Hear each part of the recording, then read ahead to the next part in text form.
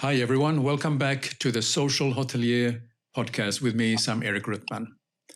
So now on with today's episode. I'm back with my guest, Marc Dardenne. We had a very interesting discussion in the previous episode about branding.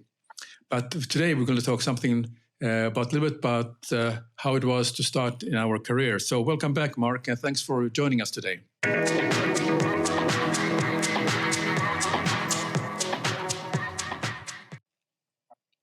Thank you, Sam. Glad to exchange with you. Look forward to this podcast. Well, we both have moved around the world during our hotel career, and I have to say that I was trying to figure out how many years we have in combined experience. And I started my career in 1972, so that gives it a little bit of as a receptionist in a small hotel outside Helsinki. And how about you? Yeah, in the 80s also, same like you. I did a hotel school in Lausanne and started from there. So I guess we probably combined 90 years, right? So we shouldn't give it away, but it is what it is. Can't change it, and I wouldn't. That's change what it is. I wouldn't really. Yeah. No, I was very. I'm actually. When I started my career in the first hotel, I really didn't have any clue, but I wrote. I have this notebook still left from my little black book where I wrote all these small slogans I should think about when I work in the hotel. And the first slogan I wrote was "Customer is King." That's what I remember that I wrote about. And I also enjoyed watching how rich people have a good time in a very exclusive hotel and what they eat. So I was kind of curious to see how they behaved and so or misbehaved. But my anecdote will not be of that because the hotel still exists outside Finland, so I don't want to embarrass anybody in there. But can you share a little bit about some anecdote that has happened in your career, particularly maybe in the beginning, where a lot of misunderstandings may happen because we are still in the learning phase? Yeah, so the reason for me to choose the hotel business, many different reasons, but one, travel. I always wanted to travel, so I had the choice between being an airline pilot or a hotelier. Decided to go for the hotel. My first posting was in Kuwait. So I was a management trainee, just fresh graduated, 24, I think 23 or 24 years old, 23, I think. And joined the hotel. And first thing, I met the GM, and then I met the F&B director, and he tells me, "Look, Marc, welcome to Kuwait. You're going to be the chief steward for the next 6 weeks." I didn't speak Arabic. My English was not very good. And I had to deal with it, So I was dealing with 30, 40 nationalities, different nationalities, Egyptian, Kuwaitis, this, that. And it was a huge learning experience, right, on how to communicate with them and really making sure that the job gets done, right? But I think you get thrown into the water and then you swim, So that was kind of the approach, right? So that was, and again, the cultural difference between Europe, and you're talking about so many years ago, right? And the Middle East was absolutely huge, right? So, and you worked in the Middle East also, right? So, what about your experiences? Well, I think my initial experience, after I left, I wanted to also travel. I was really excited to stay. I enjoyed working in the hotel, but I also wanted to travel, and I had an opportunity then to apply for a scholarship for become a trainee. There was a number of scholarship funds that supported Nordic students or young professionals. And my opportunity was that I received a very positive answer that I had been selected out of the applicants. And I had a choice of going to Missouri to work for I think it was a Holiday Inn. And if I go to Holiday Inn Hilton, Holiday Inn in Missouri, they evidently had the Holiday Inn University, so I actually could develop a career for myself with that organization. But at that time in my career, I said, "Oh, okay, that sounds like a very good." But then the second option was a little bit more interesting. It was a publishing company of a lifestyle magazine. It was called Playboy magazine. So the Playboy magazine then offered me a job as management trainee. And I thought, well, forget Holiday Inn. I'm going to Lake Geneva, Wisconsin to become a management trainee. Of course, that was a very different world at the time where it was quite socially acceptable to have Playboy bunnies serving drinks and so on. And but the work itself was very, very demanding. I mean, I was in the front desk initially, but like you, I ended up also, I told the food and beverage director that I would be interested to learn more about working in the food and beverage. He said, "Sam, great. You're going to be the kitchen steward, night steward, in fact. So you're in charge of the night cleanup of all the kitchens. And the team are basically students who are from Madison, and they are basically working nights and then they study in the daytime." So I had the introduction to a number of multinational team, Africa, Iran, etc. And they were all students who were developing a career in the US, but they came to make some money in this.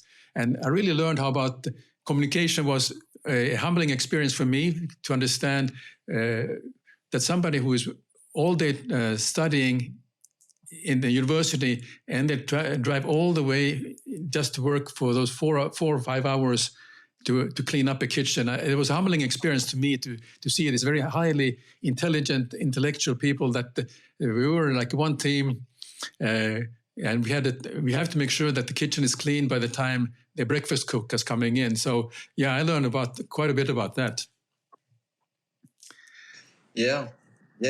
And also, maybe an anecdote on Kuwait. I think this may be also a recommendation to all the young hoteliers. And also, like I did a management trainee, like you do, and some people complain about management training. Oh, they don't really look after me. I don't learn enough, etc. But you have to be curious, right? And you have to say, look, what can I do to either learn or improve or so. I kind of looked at one thing is. I looked at garbage, right? What was thrown into the garbage, and I wanted to prove to the hotel that it would make sense to look through the garbage and really discover what's in the garbage. So I said, look, I'm going to go for 3 days into the garbage room myself, and what I did. And my fiancée at that time couldn't understand what I was doing in the garbage room, right? It's like, I'm not going to marry you if you stay in the garbage room. But anyway, so I spent like 8 hours going through the garbage, right? And I found cutlery, plates, full, meat, etc. And I did a study and I said, look, the payback is immediate because you're going to have 2 people sieving through the garbage and you put a metal detector to find out what goes out, right? So I did a small study and showed that to the general manager, and a month later, they introduced it. They hired 2 people, and they put a metal detector, they ordered a metal detector. And I thought that was a good experience because I said, look, instead of just waiting for you to be fed, you have to go out there and really prove yourself and be curious. Being curious is very important, in my opinion. Yeah. Being curious. Yeah, I had similar experience when after university, I also joined Hyatt, and they sent me from Dallas. Was 1.5 years in Dallas as a management trainee, and really that was my. Some of the department heads were just very happy that to let me be there, but they didn't want to give me any particular assignment. So that was also what I did. I was asking, well. Let me develop a project here that you think or identify something for you. And I learned during that process of spending quite a bit of time. Unlike you, I didn't really have a chance to go to the garbage room, but I think that could have been a very useful experience in a 1,000-room hotel, what you could have found in Dallas during that time. But my time in Dallas was probably my best times in my life in the sense of having a chance to work in Hugo's, which was their fine dining room. And so the project I did, I was developing a wine list. Well, there was a reason for it, because I really got the taste for wine. So, of course, with the director of food and beverage, he was very open to the idea that we have to visit different kind of wine tastings in Dallas. And the 80s, the Dallas was the place to be, and it was economy is getting better, and people were getting into wines and fine dining. So I spent considerable time to go to wine tastings with the food and beverage director. And I became quite an expert on different Chardonnays and Zinfandels and Cabernets. And it was particularly the US wines rather than Europeans. But that was one of the best experiences I had to develop this. And it's really something that when I think about it, at that time I had a very sensitive palate to detecting what was buttery in Chardonnay and so on. But now, as I don't really drink these days, I think I lost all that, but it's a great memory. And the memory I have really is while I was working and I was serving in Hugo's, I removed all the etiquettes and the labels from the wine bottles. And in Dallas, you frequently saw some guests that want to bring their own bottles to the restaurant against the corkage fee. And so there were some fine vintage Chateau Lafite, Rothschild, and all the top French Bordeaux's. And so I was decanting them for them. And then I usually was left a little bit left in the bottle. And so I took to the service station, I took a Melita filter and poured the rest. So I think there was a time where I drank from a hotel coffee cup, some of the finest French wines in my life. Great story. Yeah. No, I also remember after Kuwait, I went to Benin, Africa, right? So I joined Sheraton, and I met the Sheraton people. I mean, I was ambitious. I wanted to have a promotion, so they offered me to be an F&B director. So that's fine, great. Said it's our worst hotel in the company. He says, okay, good. Thank you for, our food cost is 60%. The chef is whatever, and the pastry chef also is a problem, and this is a problem. Payroll cost is through the roof, and so on. So I took the challenge. I don't know why I took the challenge, but I did. For me, this is a great opportunity. Again, you can look at it and say, no, it's too difficult, etc. But sometimes going into an area where you can fix things and you can make a difference is great, because I look at this as the glass half full, right? So I said, this is fantastic, right? I can go there and improve everything, and not really understanding the risk, obviously. But so I went there and obviously fixed one thing after the other, and again being exposed to a completely different culture.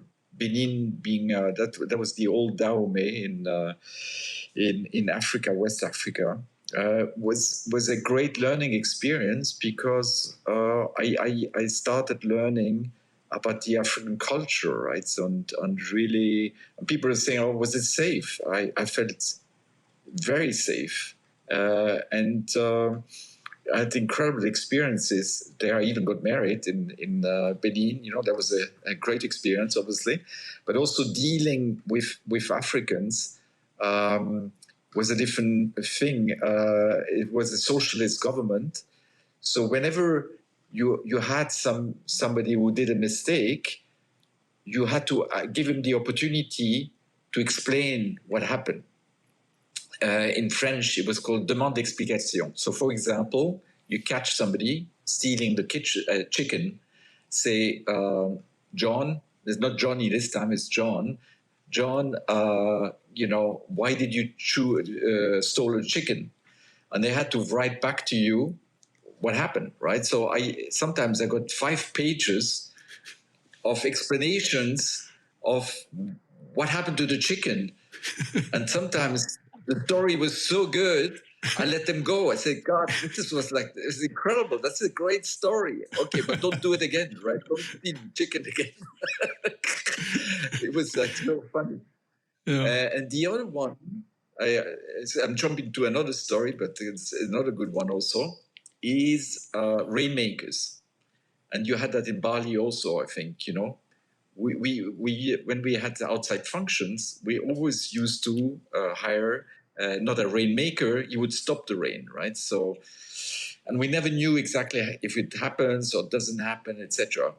So there was a GM change, and we were planning the cocktail party, right? So I sit with the new GM and the old GM, and we talk about the cocktail party, how many people, this, that, what we're going to do, etc. And I say, by the way, should we hire the rain stopper, not the maker, the stopper? The new GM looks at me. I said, this guy, he's got to go, I mean, he has been in Africa too long, he's the first on my list. He's going to go. And the old GM says, absolutely, we need a rain stopper. So I hired a rain stopper who tells me, yes, I can do it, but it's going to be very, very difficult because it's rainy season and it's going to cost a little extra. So I said, okay, fine, whatever it is. It's a new GM, right? I need to impress him. And he said, by the way, something will happen. I can't tell you what. There will be no rain, but something will happen. So yeah, whatever, give me $100, whatever, you do it. And then here we go, we set up around the pool, the usual thing, then I see these black clouds coming towards me. I said, this is not good, right? The rain stopper will not get his money. And somehow, no rain. For whatever reasons, the clouds kind of went away. But at the end of the party, there was the sign of the hotel took fire. Can you imagine the coincidence? And I, on the new GM kind of started believing in me again, So I kept my job for another couple of months. But that's so again, it's about cultures, right? You need to adjust to the culture and respect the culture. Yeah. Well, reminds me of Indonesia. Also, I had a rain stopper situation, but I think your story is actually had more dramatic than mine. But from Jakarta, from the management trainee position in Dallas, I was shipped over for a great opportunity in Jakarta, and it was the worst performing hotel in the company at the time. Hyatt Arya Duta had been around for a long time. Oh. I think you remember that hotel, Mark. So yeah, I was there also. I was there. Yeah. So I was enthusiastic, coming directly fresh from Hyatt's training program to Jakarta, and want to really impose that we have to create some exciting promotions. We have to do this and that, and more super efficiency, and they just smiled at me. The staff was just smiling at me. Okay, yeah, and so I didn't really understand what the smile meant, because I thought obviously when you smile, they are happy and enthusiastic to what I was saying. But of course, later on, I understand you have to look at the eyes, because then it tells you really what the smile is all about. But one of the things that came out of it was that, and I was very happy about it, because the staff told me, gave me a sentence confirming that they were happy and going to do something, and they said "Salamat tidur." So okay, "Salamat tidur." That's a great compliment to me, and then but I still wanted to find out actually what it meant, and anytime I went to ask somebody to do something or the team to do something, they say, "Yeah, salamat tidur." And so I was asking, I was taken to the side by one of the senior persons working in the hotel. I said, "Sam, do you know what this actually means?" "Yeah, like happy working." That's what they told me. Not quite. But it means sweet dreams. So they know how to pull a leg there. I learned my lesson very quickly that I'm going to take some lessons in Bahasa Indonesia to understand much better, and also to understand the culture much better. That what worked in Dallas doesn't work in Jakarta. Yeah. No, absolutely. And I experienced the reverse when I moved from Africa to Germany.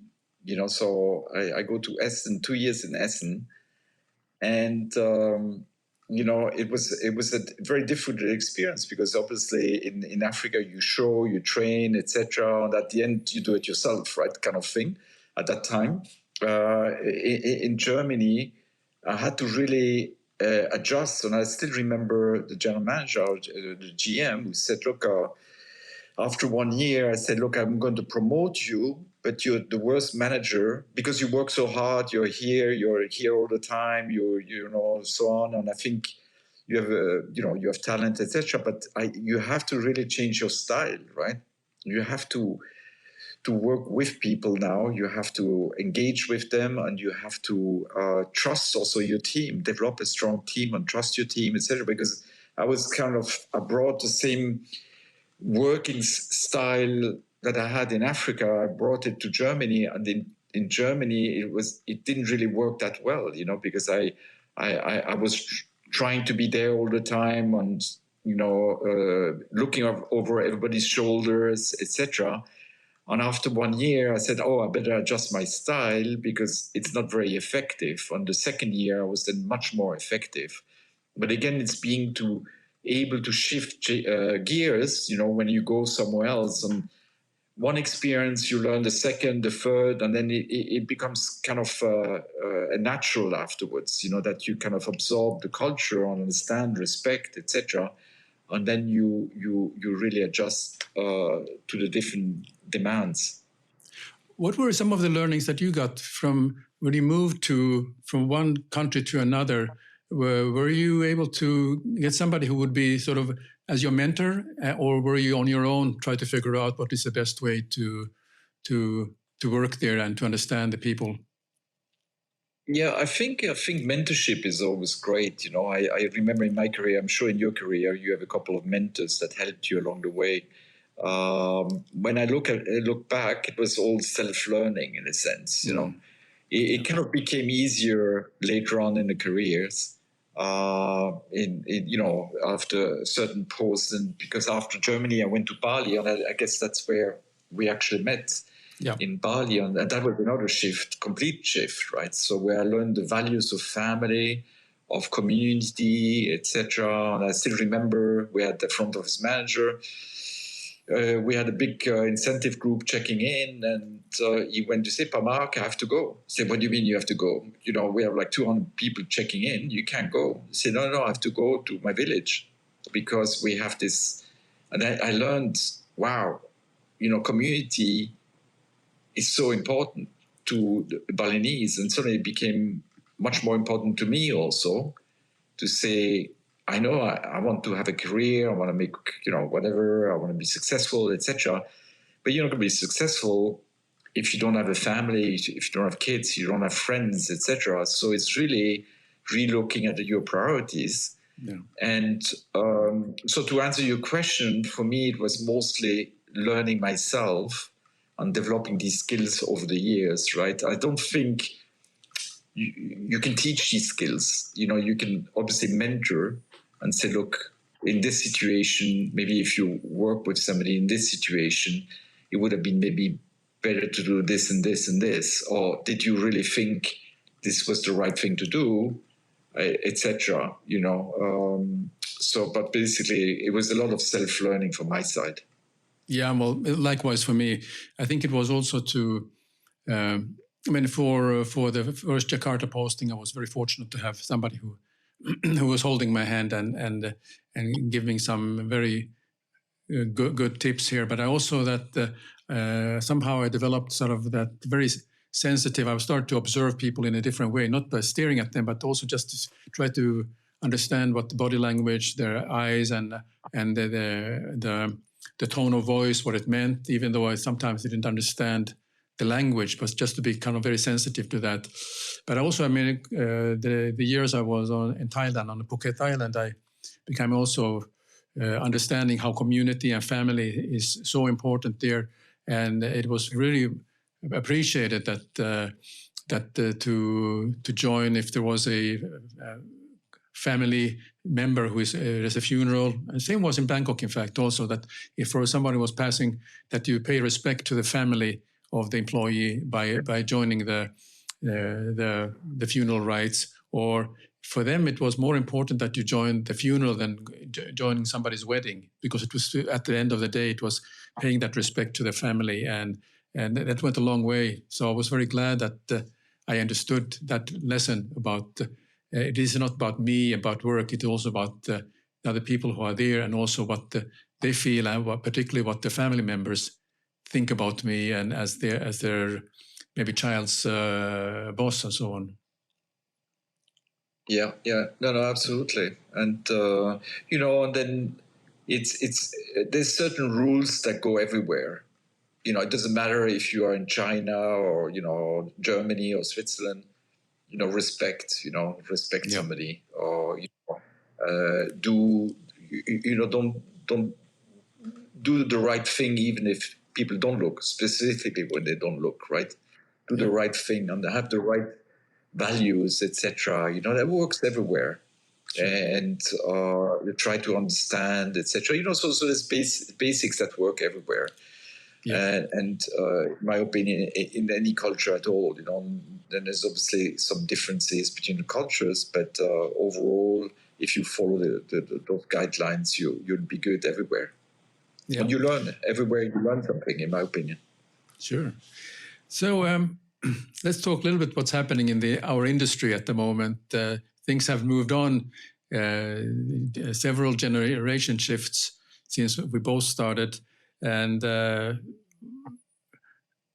but I was worried to learn. I was talking with some people in the industry, and particularly who are educators in various hotel schools, that people, after they graduate, some people do not even graduate from the school. They leave the industry even before they have graduated, or if they graduate, they move into a totally different industry. So I guess is our industry attractive enough, or what do we need to do to make it more attractive to the younger generation to share the passion that we have for some other reason? I think it's a lot of things can be done. The challenge is there. We all know that, right? Because even with my son, for example, I told that story many times. We had a discussion when he was 15 or 14, 15. And he said, look, I told him, what do you want to do in life? Do you know already? I said, I want to do what you do. I said, do you know what I do? I said, no, I don't. So, go and work in a hotel and experience it. And he did that. He did, banqueting and stewarding and housekeeping and so on. So he came back after a month. He said, look, Dad, I enjoyed it, but I'm not too sure if I'm passionate enough about it, So it's really it's a fantastic business, but you got to be really passionate about it to be successful, in my opinion. And you like I said, also I think in the last podcast is, you need to like to serve. If you don't like to serve, don't do it, right? And then so the challenge is, obviously, we all know. It's the timing. You have to work on the weekends, in the evening. Maybe the pay and benefit is not as good as in other. The career sometimes can take longer, etc., to come to a senior position. But I still think our business has huge opportunity. But I think we have to also change the way we work. Also, the way we. And really, COVID was a good experience in a sense. I say good experience, I'm sure. Obviously, it was a bad experience, but a good experience to think out of the box, that pushed us to think out of the box, to try to attract people in the industry. And it starts with flexible hours, flexible timing, look at pay and benefits. And sometimes it's benefits, invest into the culture of the company, etc., invest in and the way we also train our colleagues, etc. Years ago, it was hugely descriptive. Now it becomes, what's the end in mind? What's the end in mind? And we give you the freedom to express yourself, to achieve a certain outcome, and so on. So we have a lot of rethinking to do, because I'm sure you agree, our business is very old-fashioned the way we operate. We have operated hotels the way we operate hotels today. We did that 10, 20, 30 years ago. Obviously, some departments are here more important now. IT, social media, and all that stuff was not there before, but it is now. So, and I think I'm trying to do my little bit and to go and talk as many times as I can in hotel schools, and I really, really enjoy that when I have 80, 100 people or young individuals who are in the business, and I try to tell them that it's a fantastic industry, but obviously a lot of companies are poaching the graduates from the hotel schools because they they have a great background. They know how to behave. They have they're now business schools, these hotel schools, etc. So they're very attractive. Potential employees for all these different businesses. Yeah. I mean, one of the things that has been a challenge over here up in the Nordics is that when you talk about service, it has been perceived as not a very it's kind of industry of work that you're almost like a subservient that you're serving, and people didn't feel comfortable about that. And of course, the change that we are just shifting the vocabulary we call about customer experience. And when you talk that you're creating customer experience, that's a very different approach to than serving somebody. So by talking about customer experience, that is the way I have found that I can get through much easier and describing the various ways. And I do my little bit also, even though I speak on, I use this platform to invite nice people like you can talk and share this. And I found that I have a number of hotel school students that are listening in. So it's a little bit that we chip into this in order to keep people in the industry and so they can see that there is the reward and opportunity that they can get from being in the industry. But yeah, side note, I was watching on the YouTube channel a comedian, English comedian. His name is Troy Hawk, and and what he does is he's standing in his smoking jacket and there's kind of a cravat, and he just greets people and give compliments. So and one of the interesting things was in UK, it was a store where he was standing outside that welcome to this and this shop. We hope to give you the best possible experience. And so people say, okay, thank you. And then the manager came to ask him, what are you doing here? Well, I'm creating a positive customer experience before they arrive to the shop. But we don't like that. We don't want you to stand here and greet people. Are you getting complaints? Yeah, some customers saying that there's one guy standing outside greeting us, and we don't want that. So that was a different way of looking at it. I recommend to look at YouTube. Troy Hawk. He's standing outside all kinds of events and standing in his very old smoking jacket, in a purple smoking jacket, has a cravat, and he has of course he's Brit, so he has an excellent way of giving compliments to people, and I wrote down a few of them. They were very good. So just a side note there. But what are we going to do to make this industry more attractive to the? How does the whole education or the schools do they have a role? Do you think they have a role, or does the industry have a role that they can do something that understand the younger generation better, or how to make this career more enticing for them? Yeah, I think it's just above. Everybody has to play a role, right? I mean, the schools have to, clearly. The schools, they have the students, etc. They have a curriculum. They at the end of the day, it's a business also. The schools are run like a business, right? So I think when I look at the waiting lists of the hotel schools, it's very difficult to get into a reputable hotel school now. You go into Cornell, you go into the famous one, Lausanne, and whatever these schools. So people are very attracted to the hotel business. So I think that's what, to attract them into kind of the hotel environment, at least into the schools, seemed to work. Right now, I'm not sure if the education can be changed a little bit, and the preparation to go into because I find it very difficult. To get your first job is always difficult, right? We all know that, right? Any school, you go to a big university in the US, etc., might be a little bit easier there. But out of a hotel school, if you want to go into a hotel, it's very, very complicated because people tell you, okay, you have no experience. You have done 4 years, you spend $200,000 or Swiss francs or whatever, or even more than that in education.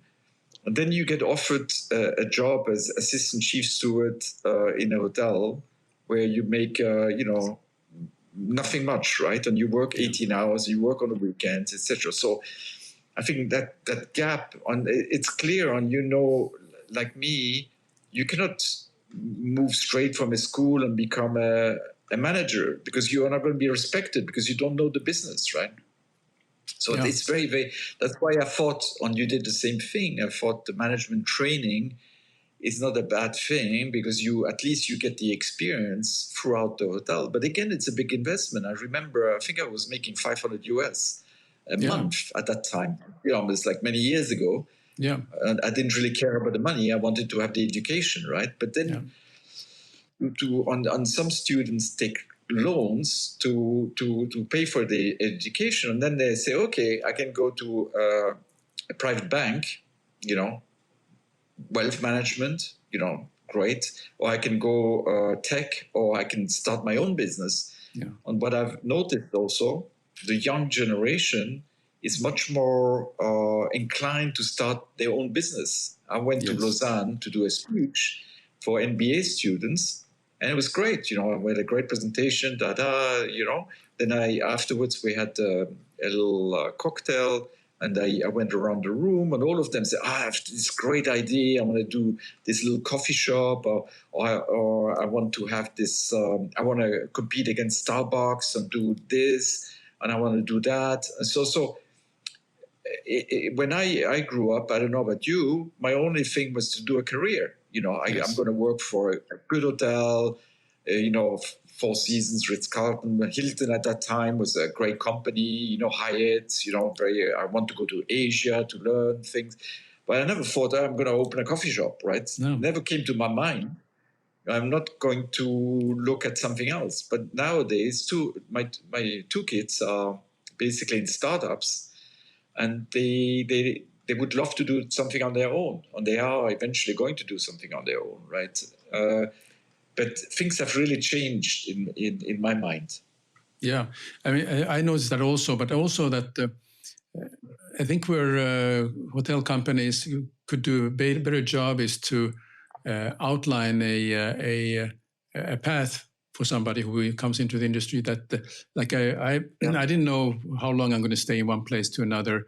But and if my passion was to become a general manager one day, then I would want to see how that works out, what things I would need to learn, and where can I accomplish that, where I can get that training for that. I would hope to get that, and I still see that this is an area where the hotel companies or the hotels themselves can do a good job. So even the hotel general manager takes the time to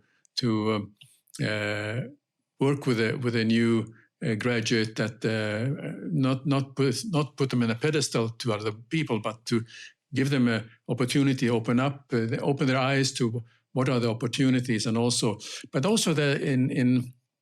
in Finland particularly there is a very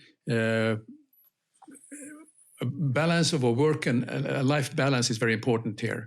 Now, I didn't appreciate that because to me, work was the balance, not the private life. But here it's very important, and then also the how will hotel able to give the young generation a career path, but also to give them a chance about that there's a good private life and work balance in their life. that make them stay. And still, there's no guarantee that they will stay long with you, because they might say, well, no, I think I might go to Mexico to serve for 6 months instead. And then if I feel like it, and if you're good enough hotelier, as I remember you, I may come back. So you are never guaranteed anything. Yeah. No, you hit on really some two fundamental points there. To offer a career versus a job. So first question, when we at the moment, when we hire or when we look at candidates, we say, where do you want to be? How can we help you getting there, right? So it's question number one, and really develop the career, and then the work-life balance. It's clearly important, especially after COVID. People have really had time to think. I think that pause gave a lot of people time to think. They say, what do I do with my life, right? Do I really want to work 18 hours or 16 or 15 or 14? Do I want to work on the weekends? Do I miss time with my family, with my kids? Maybe I do something different. So it's also be flexible, right? So offer flexible hours. If somebody wants to work 4 hours in the morning, so be it. Come and do breakfast shift. That's it.